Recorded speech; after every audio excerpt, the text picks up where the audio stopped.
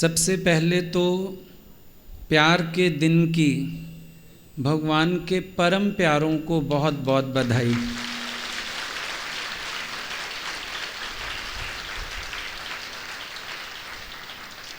हम सब भाग्यशाली हैं, भगवान के प्रेम में हम जी रहे हैं, भगवान के प्रेम में पल रहे हैं, भगवान की छत्र छाया में हम सब बैठे हैं। आज सबके उमंग उत्साह प्यार देख के सचमुच ये बात समझ में आ रही है कि हर एक के अंदर इतना प्यार भर दिया है भगवान ने कि हर कोई खिला हुआ फूल पवित्र सुगंध बिखेरता हुआ नज़र आ रहा है। अलग अलग संत अलग अलग नाम दे देते हैं। किसी ने कहा आज के दिन को माता पिता के पूजन के रूप में मनाओ, पूजन दिवस। किसी ने कहा शहीदों को याद करो, किसी ने कहा वैलेंटाइन संत को याद करो, किसी ने कहा आपस में प्रेमी प्यार का दिन मनाएं। लेकिन एक बात महसूस हो रही है कि जब से हम लोग गुरुजी की शरण में पहुँचे हैं, रोज़ हमारा वैलेंटाइन डे है, क्योंकि हमने गुरु से शुरुआत की इस प्यार की, पर जड़ चेतन को प्यार करना उन्होंने सिखाया। हर रोज़ ग्रंथियाँ खुलीं, हर रोज़ मन की मैल मिटी, हर रोज़ एक परत उतरी और महसूस किया, अरे अब मेरा यहाँ भी प्यार हो गया, कल मेरा द्वेष था आज प्यार हो गया, कल यहाँ नफ़रत थी आज मन में नहीं है।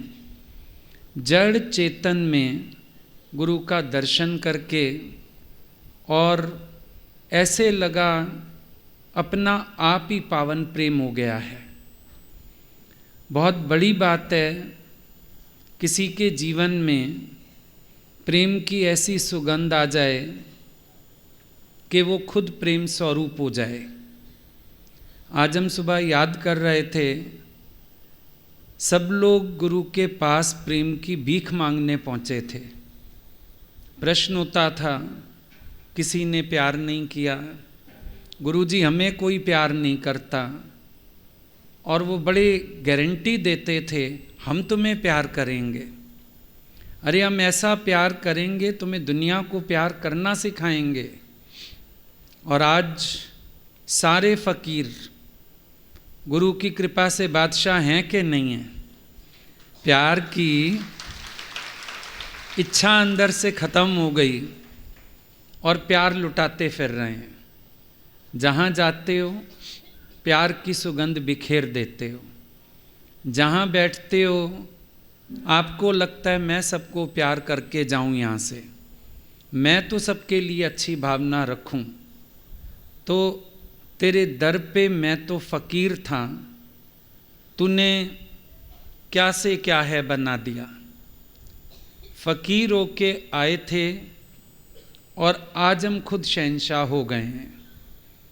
कभी लगता था एक बूंद के प्यासे हम, आज महसूस होता है प्यार के सागर हम। कितनी बड़ी चेंज। कभी तो एक बूंद के प्यासे, मंदिर जाओ कहीं जाओ, भगवान तू प्रेम का सागर है, तेरी एक बूंद के प्यासे हम। आज क्या हाल चाल है? आज सब प्यार का सागर हो, अथाह सागर हो। आज सब प्यार बांटने वाले हो, आज सब तरफ तो भरपूर हो। तो असली वैलेंटाइन तो हमें मिला ना, जिस वैलेंटाइन से इस दिन की शुरुआत भी हुई, उसने खाली दो शरीरों का मेल कराया था।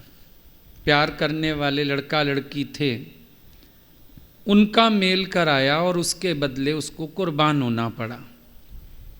लेकिन आज हमारे प्यारे भगवान की तपस्या, मेहनत, कुर्बानी, उन्होंने तन की तो होशी भुलवा दी, मन से सबके लिए अच्छे भाव प्यार सब एकदम प्रकट कर दिया। सब प्रेम में जी रहे हैं, मस्ती में जी रहे हैं, मौज में जी रहे हैं।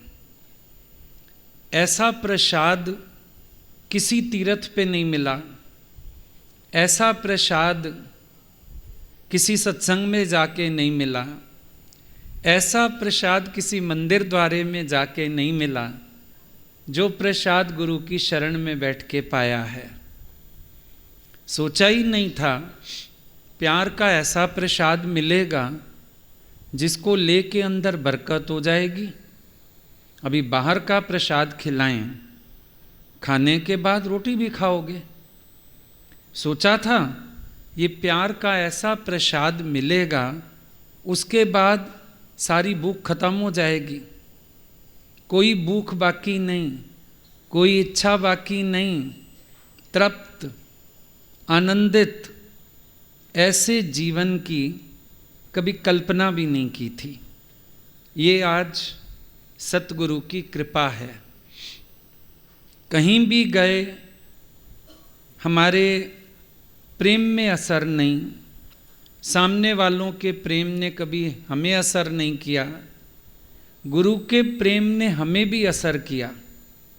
और आज उनके इस कृपा प्रसाद से हम सबके प्रेम में भी असर आ गया है।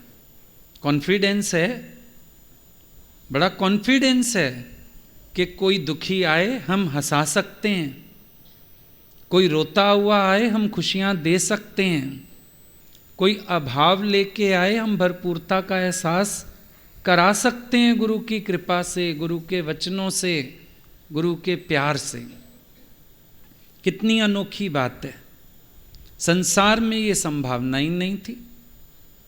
बड़ी कोशिश करती है माँ बेटा मेरे जैसा बन जाए, पिता बड़ी कोशिश करता है पुत्र मेरे जैसा हो जाए, दादा दादी कोशिश करते हैं पोता हमारे अनुसार हो जाए, लेकिन सब विफल, कोई नहीं कर पाया। और आज गुरु ने ये चमत्कार कर दिखाया, अपने जैसा हमें बनाया, धन्य गुरु की प्रीत। और गाओ खुशी के गीत। कोई नहीं हमको अपने जैसी कला सिखा पाया, गुरु ने सिखा दी है। गुरु ने देना सिखाया, बांटना सिखाया। बाहर से चलो किसी के कर्म की हम कॉपी करनी सीख भी जाएं, अंदर से कैसे हो भाई। किसी के घर जाओ, माँ बाप बोलते हैं जाओ जाओ पैर छुओ, कोई छोटे बच्चे को ले आते हैं फीट टच करो। बाहर से तो कोई कर देगा, अंदर का भाव कहाँ से लाएगा? नहीं होता ना। लेकिन गुरु ने अंदर के भावों को जगाया है, गुरु ने अंदर के प्यार को जगाया है, बाहरी कर्म की नकल नहीं। आज हम बाहर से कोई कर्म नहीं कॉपी करते उनका, पर हमारे दिल भी तो उनकी तरह दरिया हो गए हैं, हमारे दिल भी तो निष्काम हो गए हैं। हमें भी तो सबके लिए जीने का मन करता है, हमें भी तो सबको प्यार करने का मन करता है, हमें भी तो खुशियाँ बांटने का मन करता है, हमें भी तो कंजूस होके जीना अच्छा नहीं लगता। तो ये कैसे हुआ? बस साकी पे नज़र रखी, साकी के ध्यान में रहे, साकी के चिंतन में रहे, साकी के संग में रहे। उन्होंने ऐसी पिला दी कि नशा चढ़ गया और अपने आप ही वही मस्ती चढ़ गई जो उनके पास थी। शराब का नशा भी सब पे अलग अलग असर करता है। कहते हैं किसी को जल्दी चढ़ती है, किसी को देर से चढ़ती है, किसी को कोई चढ़ती है, किसी को कोई चढ़ती है, ऐसा सुना है। लेकिन भगवान के दर पे एक बात देखी, सबको एक सी चढ़ी। अभी सब नाच रहे थे, जोश में थे, ऐसे ही लग रहा था सबको एक सी चढ़ गई है, सारे एक से बोराए हुए हैं। ये वो कुआं है जिस पे जादू डाल दिया, जो जो पानी पीता जा रहा है पागल होता जा रहा है, जो आता जा रहा है, जो जुड़ता जा रहा है, कैसे सबको ये नशा चढ़ता जा रहा है। 4 दिन का कोई आया वो भी नशे में चूर है, सालों से कोई बैठा है उतरी उसकी भी नहीं है, सबको वही नशा चढ़ा हुआ है। ये सब प्रियतम के प्यार में संभव है। भगवान ने हमारी आँखों में कुदरती कैमरा फिट किया है, जिसको हम सतत ध्यान से देखते हैं, उसकी तस्वीर अंदर आ जाती है। बहुत एकाग्रता हो फिर वो दिल में बैठ जाता है और धीरे धीरे वही रह जाता है, हम गुम हो जाते हैं।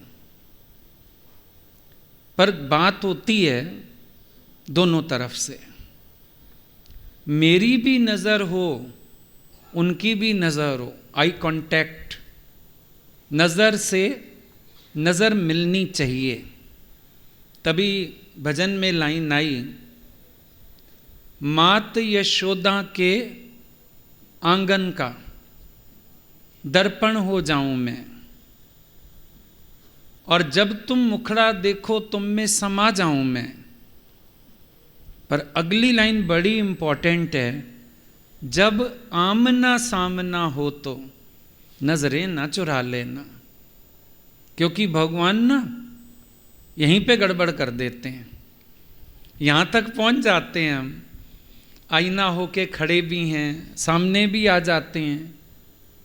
बस ये क्योंकि नज़रें मिलाने में गड़बड़ है, भगवान के लिए भी गड़बड़ है। भक्त ने एक बार अगर नज़र गड़ा दी ना और आई कांटेक्ट हो गया, फंसा लेता है अपने जाल में। इसीलिए भगवान बचते हैं, नज़र मिलाने से बचते हैं।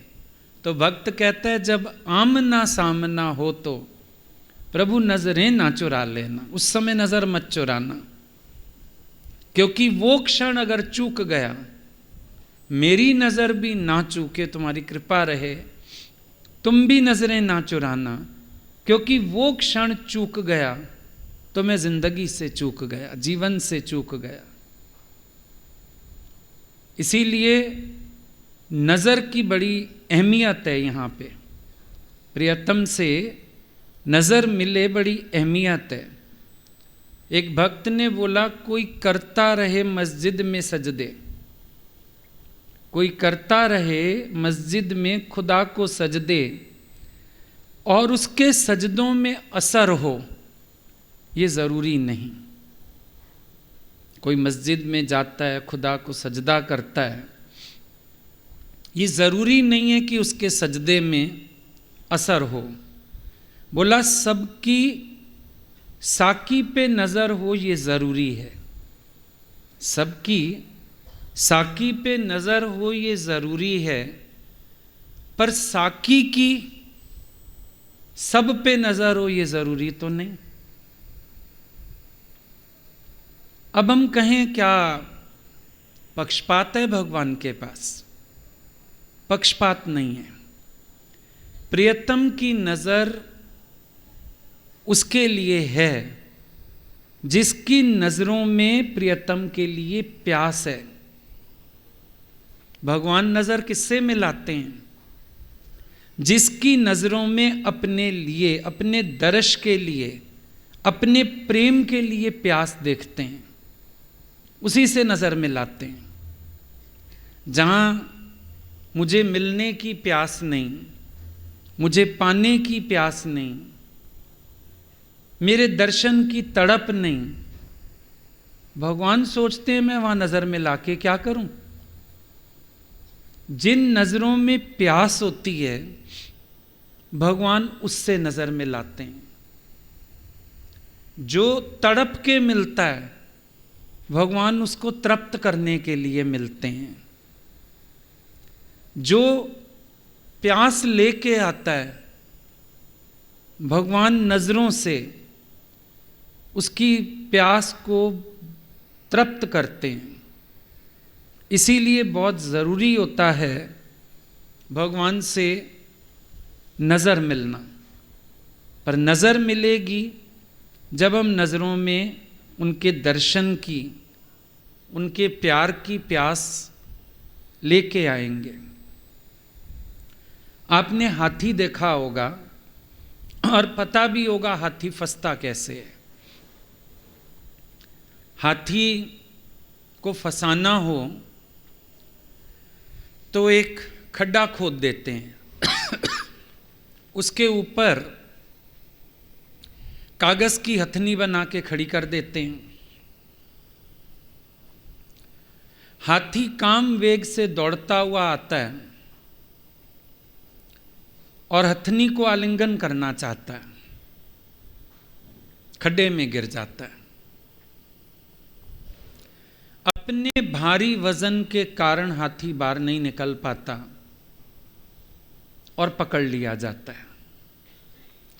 भगवान के प्रेम की प्यास लेके भगवान की तरफ दौड़ो, भगवान की तरफ भागो और इतना प्रेम हमारा,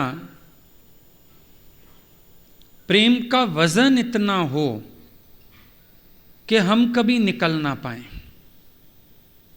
उस जाल में फंसें पर अपने ही वजन से फंसें। प्रेम का वजन इतना ज्यादा हो कि निकलना भी चाहे निकल ना पाए। और फंसे फंसे इस प्रेम में हाथी क्या हुआ? हाथी अब जो फंसाने वाला शिकारी था उसका गुलाम हो गया, जिंदगी भर के लिए उसका हो गया। ऐसे ही भगवत प्रेम इतना भारी हो कि मैं प्रभु के जाल में फंस जाऊं और हमेशा के लिए उसका गुलाम हो जाऊं, हमेशा के लिए उनका बन जाऊं, ना मैं रिहा होना चाहूं, ना मेरा प्यारा रिहा करना चाहे। इतना उसको मेरा प्रेम भाव पसंद आ जाए, वो मुझे रिहा ना करना चाहे और मुझे उसकी कैद इतनी प्यारी लग जाए, मैं रिहा ना होना चाहूं, मैं कभी आज़ादी ना मांगूं, वो कभी मुझे आज़ाद करने की ना सोचे।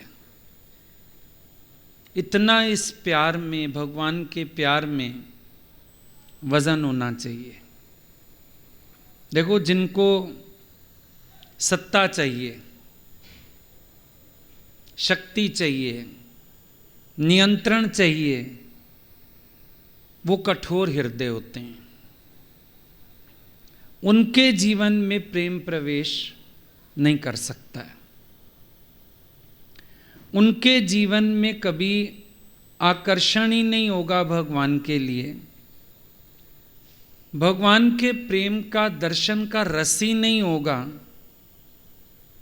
वो हृदय विहीन व्यक्ति जैसे पत्थर होते हैं कि कभी खींची नहीं होती, जाएं, मिलें, पहुंचें, प्रेम वाला नहीं रह सकता। कहीं भी होगा वो कोई ना कोई बहाना करके दौड़ेगा। अभी कोविड टाइम्स में भी ऐसे ऐसे प्रेमी थे जो पर्सनल गाड़ियां कर कर के भी 8-8 घंटे के रास्ते से भी मिलने आए। हम नहीं रह पा रहे हैं, हमारे प्राण निकल रहे हैं, हमें मिलने दो। अरे कैसे आओगे? बोला हम ट्रेन वगैरह से नहीं आएंगे, पर्सनल गाड़ी से आएंगे। आए, मिले, चले गए। ऐसा प्रेम होता है। लेकिन जिसको भगवान के प्रति कोई आकर्षण ही नहीं है, रस ही नहीं है, वो कठोर हृदय या हृदय विहीन भी कह लो, पत्थर दिल कह लो, चलेगा। पर इसका कारण क्या है? कारण है वो सत्ता को प्यार करता है, कारण है वो दूसरों पर नियंत्रण करना चाहता है, कारण है वो अपने आप को कुछ बना के चलता है। क्योंकि जब हम दूसरों को नियंत्रण में रखना चाहेंगे, हम खुद किसी के अधीन कैसे चलेंगे? जब हम दूसरों से अपने प्रति प्रेम चाहेंगे तो हमारे अपने जीवन में प्रेम कहाँ रह जाएगा? ऐसे लोग शुष्क होते हैं, रूखे सूखे, प्रेम विहीन। और एक बात याद रखना, जिसको अपने इष्ट के दर्शन में आनंद नहीं, आकर्षण ना होने का कारण ही यही है कि उसको अपने इष्ट के दर्शन का कोई रस ही नहीं है, आनंद ही नहीं है। खुश हो जाता है फोटो देख के, टीवी देख के, देख लिया, दर्शन तो आपके रोज करते हैं, ये उसको दर्शन के रस नहीं है, आनंद नहीं है। जिसको अपने इष्ट के दर्शन में आनंद ना आता हो, उसकी शक्ल देखना ऐसा है जैसे चौथ का चांद लोग मानते हैं ना, कि चौथ का चांद देखने से कलंक लगता है। जिसको अपने इष्ट के दर्शन में रस नहीं है, आकर्षण नहीं है, उसकी शक्ल देखना भी ऐसा ही है। तुम कलंकित हो जाएंगे, कलंक लग जाएगा तुम्हें भी। ऐसे की शक्ल भी नहीं देखनी चाहिए कि अगले को अपने भगवान के दर्शन का कोई आकर्षण ही नहीं है, कोई रस ही नहीं है, शुष्क हृदय बस लेके बैठा हुआ है। ऐसे में बात नहीं बन सकती है। संतों ने भगवान से प्रार्थना की, भगवान मुझे हाथी तले कुचलवा देना, भगवान मेरे को नरक की यातनाएं दे देना, पर ऐसे का संग मत देना जिसको अपने इष्ट के दर्शन का ही कोई आकर्षण नहीं है, अपने इष्ट के लिए ही कोई प्रेमा भक्ति नहीं है, उसका साथ ना देना मुझे। ये प्रार्थना की है संतों ने। ऐसे का मुंह ना दिखाना कभी, ऐसे का संग नहीं देना कभी। ऐसे के संग से तो अच्छा है मेरे को हाथी तले को चलवा देना। क्यों? ऐसे के संग में तुम्हारा अपना भी भक्ति रस चला जाता है, प्रेम रस चला जाता है। एक ने बोला, हम शुरू में आए बड़ा आकर्षण, बड़ा प्रेम, पर जहाँ हम सत्संग सुनते हैं वो बोलते हैं बस एक आत्मा, गुरु शब्द कुछ नहीं, तू ही शिव का दुलारा। बोला ऐसा कर दिया है मेरे हृदय को, अब प्रेम आता ही नहीं कहीं से। तो हमने कहा ये तो शास्त्रों ने बोला ही है कि ऐसों का संग तुम्हें भी ठूठ बना के रख देगा, प्रेम विहीन बना के रख देगा। क्यों? जो किसी के पास होता है, आज हमारे अंदर गुरु का प्रेम होगा तो हम आपके हृदय में भी आरोपित कर पाएंगे। हमारे अंदर वो सागर लहलहा रहा होगा तो हम आपकी तरफ भी धाराएं मोड़ पाएंगे। पर हमारे पास ही नहीं होगा अगर, तो हम आपको क्या दे पाएंगे? तो ऐसे संग से बचना चाहिए, बल्कि ऐसा संग कुसंग होता है। और अपने जीवन में भी देखना चाहिए, कभी मेरे जीवन में अपने इष्ट के प्रति प्यार, आकर्षण, रस कम नहीं होना चाहिए। उनके दर्शन की आस हमेशा बनी रहे। गीता भगवान की वाणी हम सुनते हैं, कितना हाईएस्ट ज्ञान, लेकिन जब गुरुजी बातें बताते थे, बोला जहाँ सुनते थे ना उनके गुरु की गाड़ी आके रुकी है। लिख रहे होते थे तो पेन का ढक्कन भी बंद नहीं करते थे, दुपट्टा भी नहीं उठाते थे, चप्पल भी नहीं पहनते थे, नंगे पैर नीचे दौड़ जाते थे गुरु का वेलकम करने के लिए। आखिरी तक भी गुरु का प्यार आकर्षण बना रहा, बल्कि बीमारी की अवस्था में भी उस समय इस रोग को छूत का रोग मानते थे लोग, डरते थे। अब तो समझ आ गई सबको कि ये छूत का रोग नहीं है, उस समय मानते थे। तो वो लोग ऊपर नहीं आते थे मिलने। तो गीता भगवान ने कहलवाया, आप गाड़ी से आएं, आप गाड़ी का शीशा नीचे करें, मैं बालकनी से दर्शन कर लूंगी, लेकिन दर्शन चाहिए। और ऐसा ही होता था, वो आते थे, नीचे गाड़ी रोकते थे, गीता भगवान बालकनी से दर्शन करते थे, प्रणाम करते थे और उनकी गाड़ी आगे बढ़ जाती थी। ये दर्शन का आकर्षण, प्रेम रस। अगर ये हृदय में नहीं है तो हृदय रूखा सूखा है। जैसे मंदिर है, मूर्ति नहीं है, पक्षी है, पंख नहीं है, हाथी है, हाथी दांत नहीं है, तो कीमत नहीं है ना।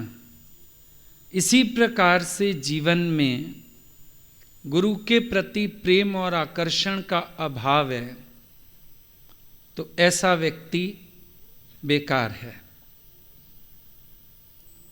बल्कि उस दिन बात चली, ऐसे को बिना पूंछ वाला जानवर ही जानना चाहिए कि उसके अंदर अपने इष्ट के लिए कोई आकर्षण ही नहीं है, प्यार ही नहीं है। क्योंकि जिसको आकर्षण होता है वो साधन करता है, वो प्रार्थना करता है, याचना करता है, मिन्नत करता है, कैसे भी समय निकालता है,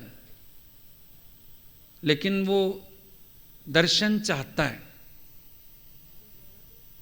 एक बच्चे का हुआ था पोस्टिंग, उधर ऑस्ट्रेलिया में पढ़ने जा रहा था शायद।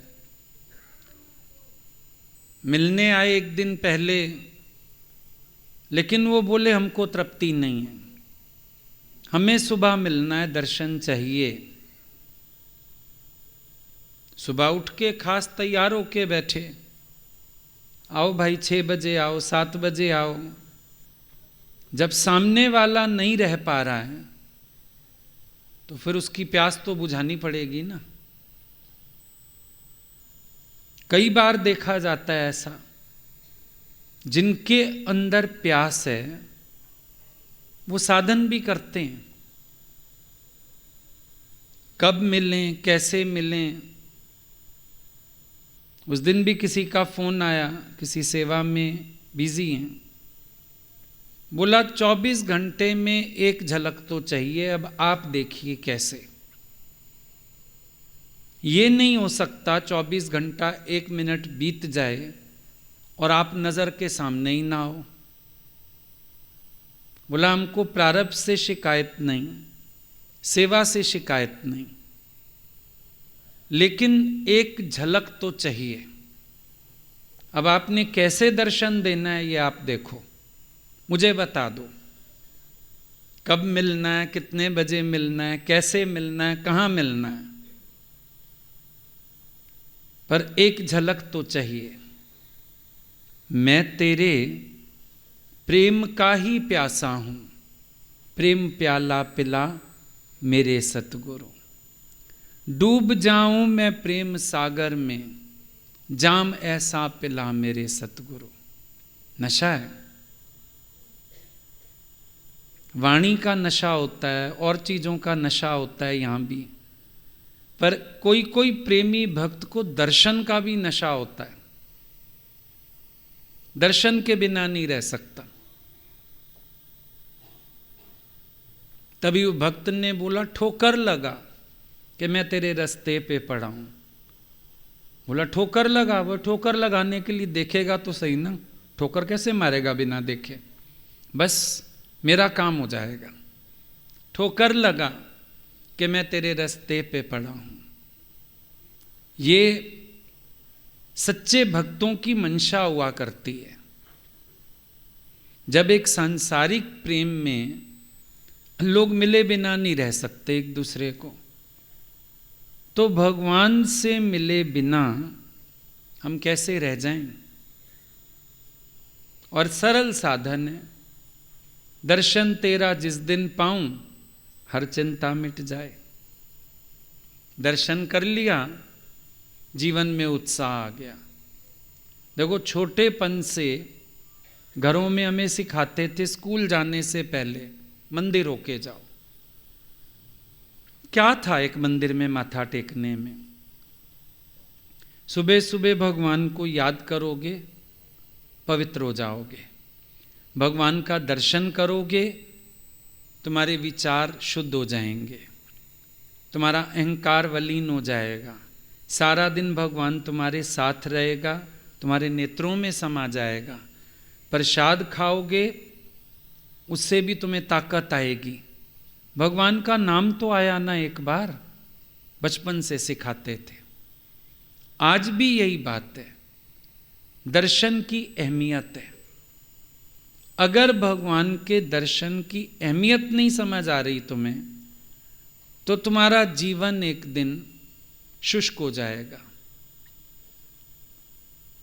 जैसे पेड़ ठूंठ बन जाता है ना एक समय, ऐसा हो जाएगा। इसीलिए दर्शन की अहमियत को जरूर समझना चाहिए। देखो कितना आध्यात्म का जो मार्ग है, तपस्या वाला, कठिनाई वाला, मेहनत वाला, कष्ट वाला है। और इस प्रेम रस सागर को पीना कितना आसान है। आसान है कि नहीं है? गोपियां आध्यात्म के साधन में असमर्थ हैं। क्या किया उन्होंने? भगवान से प्रेम कर लिया, प्रेम ने तार दिया। प्रेम आध्यात्म से भी ज्यादा गहराई में चला गया और उस प्रेम के बल पर उनके जीवन में आध्यात्म का अनुभव भी उतर आया। तो तकलीफ वाला काम क्यों करें? आज हम लोग अपने जीवन में देखते हैं, ज्ञान तो बाद में समझ आया, पर भगवान अच्छे लगे, उनका प्यार अच्छा लगा, यात्रा वहां से शुरू हो गई। नहीं समझ आता था शुरू में, गीता भगवान का कैसेट तो बिल्कुल ही नहीं समझ आता था। गुरुजी की बातें सरल लगती थीं, लगता था हम समझ सकते हैं, लेकिन मन नहीं लगता था बहुत। यूं अच्छा लगता था भगवान बोल रहे हैं, बस उनकी आवाज सुनना अच्छा लगता था। चिट्ठी आती थी, चिट्ठियां तो बड़ी बाद में अर्थ समझ आए। बड़ी खुशी होती थी, उन्होंने मेरे को चिट्ठी लिखी है, भगवान का पत्र। क्या लिखा है वो पढ़ने की भी जल्दी नहीं होती थी। लेटर पैड कौन सा है? ब्लैक पेन से लिखा है, ब्लू पेन से लिखा है? अच्छा, ऊपर क्या लिखा है? परम प्रिय लिखा है, प्रिय लिखा है। शुरू की एक दो लाइनें क्या लिखी हैं, मेरे लिए क्या लिखा है उन्होंने, लास्ट कहाँ से किया उन्होंने। वो चिट्ठी का मैटर तो सत्संग में गहराई से पढ़ना पड़ता था सबको समझाने के लिए, नहीं समझ आती थी। भगवान अच्छे लगते थे। चिट्ठी आती थी, ऐसे लगता था पता नहीं क्या आ गया। दोपहर को डाक आती थी 3 बजे के करीब, जो 2 बजे से चक्कर मारने शुरू करो सोसाइटी के गेट पे, भैया डाक नहीं आई, भैया डाक नहीं आई। वो बोलता था आपका लेटर आएगा, मैं दे के जाऊंगा। फिर भी तसल्ली नहीं होती थी। कल तो चिट्ठी आई थी, आज दोबारा क्यों आएगी? क्या पता भगवान का मन कर गया हो। ऐसे लगता था बस एक हम ही रह गए हैं जिनको उन्होंने चिट्ठी लिखनी है, जिसको उन्होंने याद करना है। शायद मैं रोज़ लिखता हूँ तो क्या पता उनका भी मन कर जाए, मेरे को चिट्ठी लिख दें, आज एक और आ जाए। और चिट्ठी आई तो भाई पढ़ो, ज्ञान क्या है। बस ये खुशी, मेरे को लिखा, ऐसे लिखा, वैसे लिखा, लेटर पैड ये वाला, लेटर पैड में हार्ट बना हुआ है, मोती बने हुए हैं, ये चुन के लिखा होगा भगवान ने इस पे, चाहे उनके हाथ में जो आया वो लिख दिया हो। पर अपने आप को पता नहीं, ऐसे लगता था कि हर चीज़ में उन्होंने प्यार डाल डाल के भेजा है। बहुत सारा प्यार महसूस होता था, उसी से काम बनता चला गया। ये ऐसे अगर पकड़ते ज्ञान ध्यान बड़ा मुश्किल था, ये पता नहीं आ गया अपने आप। सच्चाई है ये अपने आप आ गया, पता नहीं कहाँ से आया, आ गया ज्ञान अपने आप। हमारे पास आज भी एक ही भाव है, सारा प्यार तुम्हारा मैंने बांध लिया है आंचल में। बस इतना ही पता है कि सारा प्यार तुम्हारा वो है मेरे पास।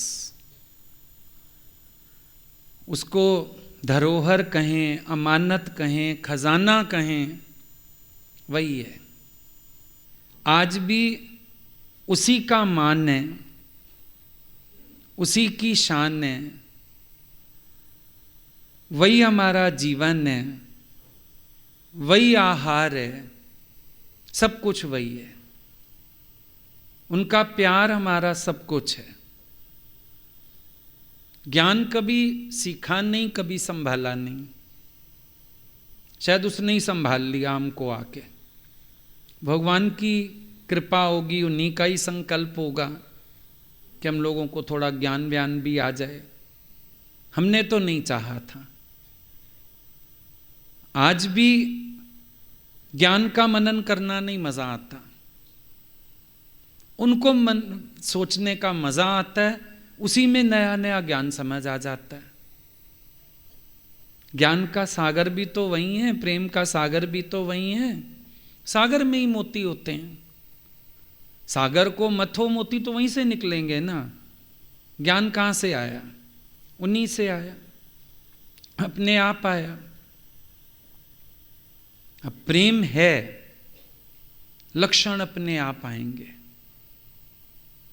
जहां प्रेम होता है ना, किसी ने बोला प्रेम की आन बान शान क्या है? मैंने कहा प्रेम की अनन्यता, ये आन बान और शान है। जब मैं अन्य किसी को नहीं चाहता, यही तो मेरे प्यार की आन है।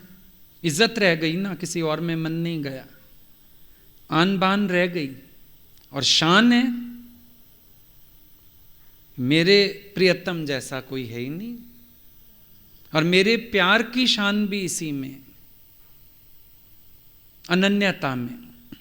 अन्य कोई नहीं, और किसी तरफ मेरी आंख नहीं, इसी में मेरे प्यार की आन बान शान है। तो प्रेम होता है ना, लक्षण अपने आप नजर आते हैं। प्रेमी भक्त का देखना बता देता है प्रेम इसके अंदर, उसका सामने पड़ना बता देता है प्रेम है इसके अंदर, उसकी सर्द आहें बता देती हैं प्रेम है इसके अंदर। देख के अपने प्यारे को जो मुस्कुराहट आती है चेहरे पर बता देती है प्रेम है इसके अंदर। होठ हंसते हैं आंखें रोती हैं बता देता है प्रेम है इसके अंदर। दर्शन के लिए तड़प है प्रेम है इसके अंदर। अपने आप ही आते रहते हैं लक्षण। जब जाना होता था ना, टिकट हो गई तो उसके बाद दिन नहीं कटते थे। दिन आ गया जाने का, वो रात ट्रेन वाली नहीं कटती थी। पहुंच जाओ तो ये स्टेशन और घर इतना दूर क्यों है, पहुंच जाओ तो भगवान कितनी देर में बुलाएंगे, बुला क्यों नहीं रहे। और नहीं मिले अगर कभी सपोज पहुंचे, वो बिजी हैं, कुछ है, कहीं गए हैं, मुंह ही उतर जाता था। शाम तक तो भगवान ही समझ जाते थे मुंह क्यों उतरा हुआ है इसका। सारे बोलते थे आज आप मिले नहीं होंगे, सुबह से आया है, सत्संग में तो हम थे, सुना सत्संग तो इसने। सारे हंसते थे, बोला उसको सत्संग से फर्क पड़ा होगा गुरुजी, आप बैठो थोड़ी देर। फिर सत्संग के बाद बिठा लेते थे, बैठो चाय शाय पिए, फिर शांति हो जाती थी, 2-4 बातें हो गई, मिल लिए। तो कोई करते नहीं ये सब, हम भी नहीं चाहते थे कि हम जबरदस्ती उनका ध्यान खींचें, चिंतन चले उनको, सोचें मेरे लिए, पर मजबूरी इधर भी थी।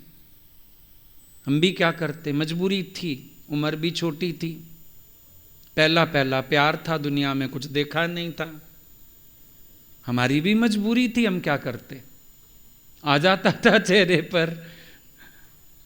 लेकिन ये समझ में आया कि प्रेम है तो लक्षण भी है।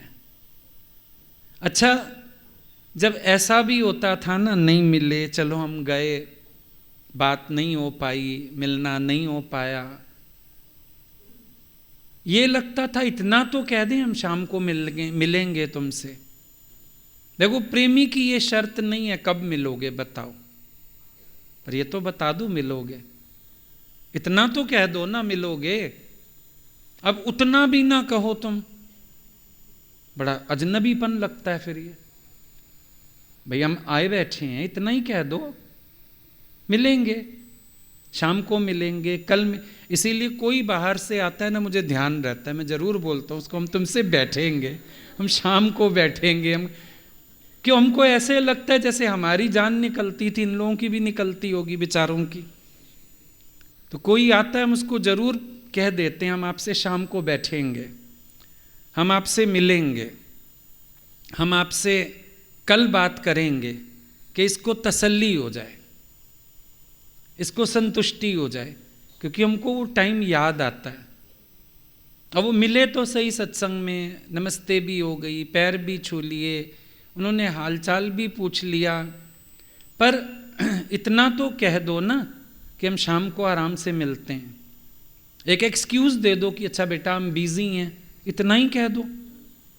अब बिल्कुल ऐसे जैसे मिले और ऐसे हो गए कि ठीक है आए हो, तो वो परेशान करती थी बात। थोड़ा तो मत कहो कब मिलोगे, ये तो कह दो मिलोगे, इतना ही कह दो हम बिजी हैं, देखते हैं जैसे टाइम मिलता है मिलते हैं, तो हमको ये हो जाएगा, बस काफ़ी है।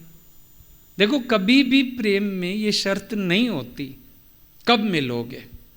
भक्त नहीं कहता कब मिलोगे, दर्शन कर सकता है, इन प्रतीक्षा इंतज़ार कर सकता है, कोई बात नहीं, पर एक तसल्ली दे दो मिलोगे बस। मत बताओ कब मिलोगे, किस जन्म मिलोगे, कितने बजे मिलोगे, किस दिन मिलोगे, ना बोलो, ये तो बोल दो मिलोगे, मेरे जीने के लिए वो भी काफ़ी है, वो भी सहारा है कि उन्होंने कहा है मिलेंगे। वो याद आता है सत्कर्मी और बदकर्मी, जब नारद जी को बोला उन्होंने, सत्कर्मी का मैसेज भी आया, भगवान कह रहे हैं मिलेंगे। बोला क्यों नहीं मिलेंगे, इतना मैं भगत हूँ, इतनी भक्ति करता हूँ, ऐसे करता हूँ। वो अपने अहंकार में ही मर गया।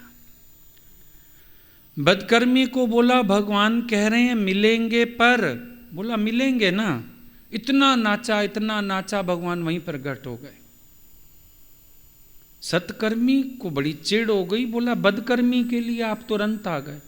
वो इसी में ही पागल हो गया, मस्त हो गया, मिलेंगे, मुझे आना पड़ा तुरंत फुरंत, कि अभी ये तो मिलने की बिल्कुल उस पे ही आ गया है, टिक ही नहीं रहा है।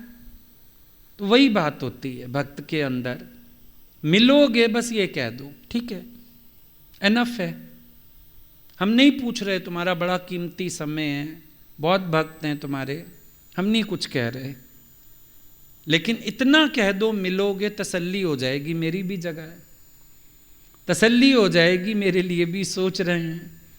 तसल्ली हो जाएगी, मेरा भी नंबर लगेगा।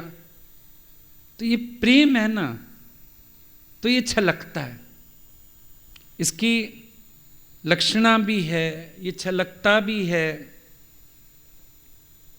यही प्रेम की बातें हैं। यही प्रेम है जो प्यारे को भी खींचता है और अपने मन को भी जोड़ के तो रखता ही है। भाव देखो होते हैं, भाव आते और जाते हैं, पर भाव का स्थिर हो जाना ही तो भक्ति कहलाता है। भाव तो आते जाते हैं, सबके लिए ही आते जाते हैं, संसार के भी आते जाते हैं। मंदिर जाते थे वहां भी भाव आते जाते थे, भाव तो आते जाते हैं, पर भाव स्थिर हो जाए ये इंपॉर्टेंट है। भक्ति इसको कहते हैं। देखो, एक व्यक्ति के पास वस्तु नहीं है, नहीं है तो पाई जा सकती है, या तो प्रयास से मिल जाएगी या प्रसाद से मिल जाएगी। मिल जाएगी ना, पाई जा सकती है। वस्तु है नहीं और भ्रम हो जाए है, अब तो प्रयास भी गया, प्रसाद की आस भी गई, दोनों नहीं चले जाएंगे। भ्रम हो गया तो प्रेम नहीं है, कोई बात नहीं, नहीं है ना, मिल जाएगा। या तेरे प्रयास से मिलेगा या भगवान के प्रसाद से मिलेगा, जागेगा। पर एक व्यक्ति के अंदर है ही नहीं और दिखावा करने की कोशिश कर रहा है। कहीं से शब्द ले लिए, कहीं से बातें बना ली, बुद्धि तेज है, 2-4 सेंटेंस लिखने आ गए, भ्रम पाल लिया प्यार का। अरे प्यार है तो लक्षण नजर आए, भ्रम पाल लिया। ऐसे के जीवन में तो कभी प्यार के आने की उम्मीद भी नहीं होती है कि कभी उसके जीवन में प्यार जैसी घटना घटेगी भी सही, क्योंकि उसने तो भ्रम पाल लिया है। भ्रम ना पले, सचमुच अंदर प्यार हो, भाव हो, और देखो भाव स्थिर हो जाए। अपने प्यारे के प्रति जो भाव है, जो इश्क है, जो लगन है, वो स्थिर हो जाए। प्यारे का भाव आने जाने वाला नहीं होता कि कभी तो हम बड़ा प्यार में आ गए, डूब गए, मज़ा आ गया, और कभी फिर मन आ गया, ख्याल आ गया, बात आ गई, उलझन आ गई, फिर रूडनेस आ गई, फिर अंदर वाले को लगा नहीं उसको करते हैं, मेरे को नहीं करते।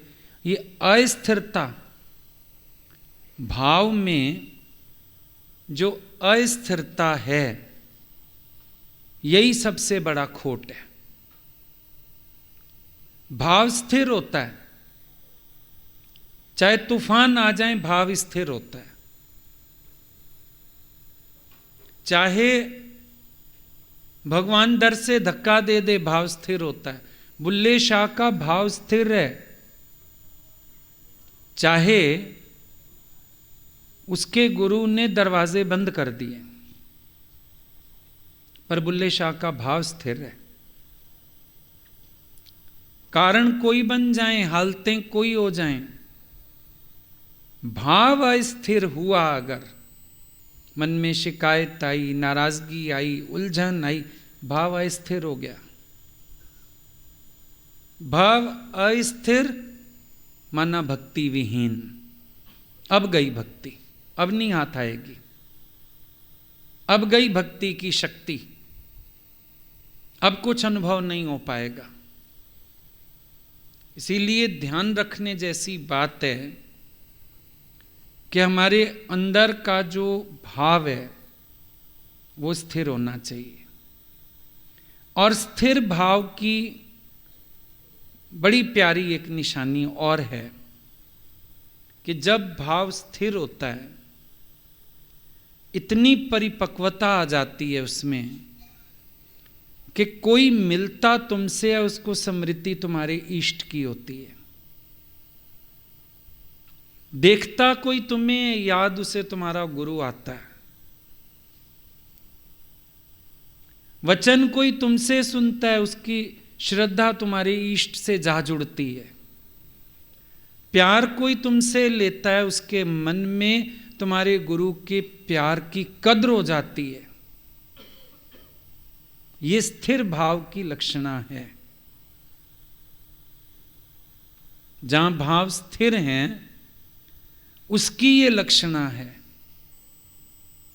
कि उसके अंदर ऐसी स्थिरता होगी कि उस स्थिर स्वरूप में उसका प्यारा छलकेगा, उसके प्यारे का दर्शन होगा।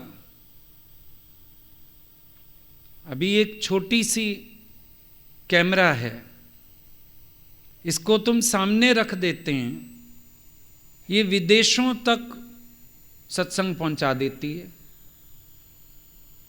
कहाँ कहाँ कौन कौन सी कंट्री में लोग सत्संग सुन रहे होंगे अभी भी, है ना। इसमें इतनी पावर है, तो क्या भक्त के अंदर ऐसी पावर नहीं हो सकती?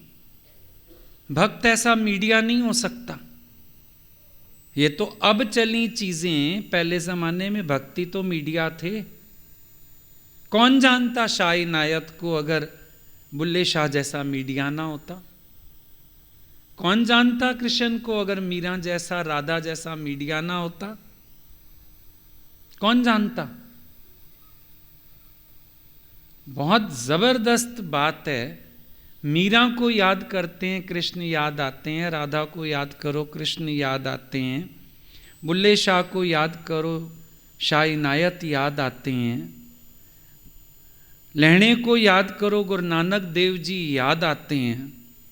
क्या पता चलता है कि भाव जब स्थिर होता है, जब कोई ऐसी भक्ति करे जिसका भाव एकदम कूटस्थ स्थिर, तो क्या होता है उसमें?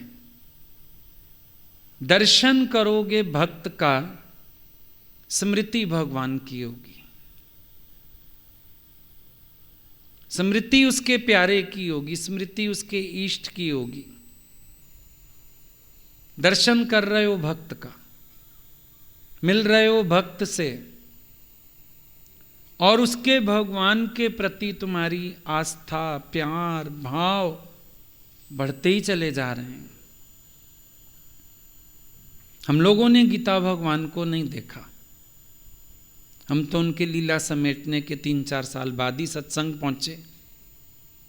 भगवान हमेशा बोलते थे, तू थोड़ा सा पहले आता ना, गीता भगवान बड़े खुश होते देख के, हम तेरे को जरूर मिलवा के लाते। चलो खैर, लेकिन हमें तो कोई आकर्षण नहीं था, हमको उनकी कैसेट भी नहीं समझ आती थी। लेकिन रोज रोज गुरु जी को सुनते सुनते सुनते गीता भगवान के प्रति श्रद्धा हो गई, प्यार हो गया। पहले हम 7 जून को इसलिए जाते थे, गुरु जी को बुरा लगेगा हम ना गए तो, उनके गुरु का दिन है। आगे चल के लगने लगा नहीं, गीता भगवान का दिन है, आकर्षण था अंदर से, जाना है। हम गुरु जी को बोलते थे, हमने तो देखा नहीं, मिले नहीं। बोले मत कहा कर, तूने देखा है, तुम मिले हो, तुमने मेरी आंख से देखा है। लगा सच है, उनकी आंख से देखा। आज हम गीता भगवान की बात करते हैं, सब कहते हैं ऐसे लगता है आप मिले हो, दादाजी से आप मिले हो, आप इतने आराम से बात करते हो सारी उनकी, जैसे आप उनके साथ रहे हो। तो समझ में आता है, जिनके हृदय में गुरु के लिए भाव स्थिर होते हैं ना, भक्ति उज्जवल होती है, उनके अंदर ये ताकत होती है कि हम मिलें उनसे और वो स्मृति अपने इष्ट की करा देते हैं। समझ में आती है बात, स्थिर भावों की बात है। भक्ति की बात है, उनके अंदर इतनी ताकत थी कि उन्होंने हमको दिखा दिया, गीता भगवान को दिखा दिया, दादा भगवान को, उन्हीं के अंदर थी ये ताकत। और सच में आज महसूस नहीं होता कि नहीं देखा।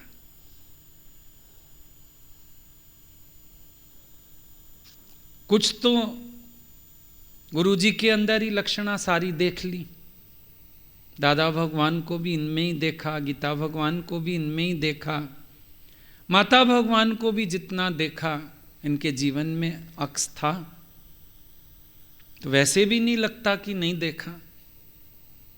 पर ऐसे एक बात जरूर अनुभव में आती है कि जिनके हृदय में अपने इष्ट के प्रति भाव स्थिर होते हैं ना, उनके अंदर ये शफा होती है।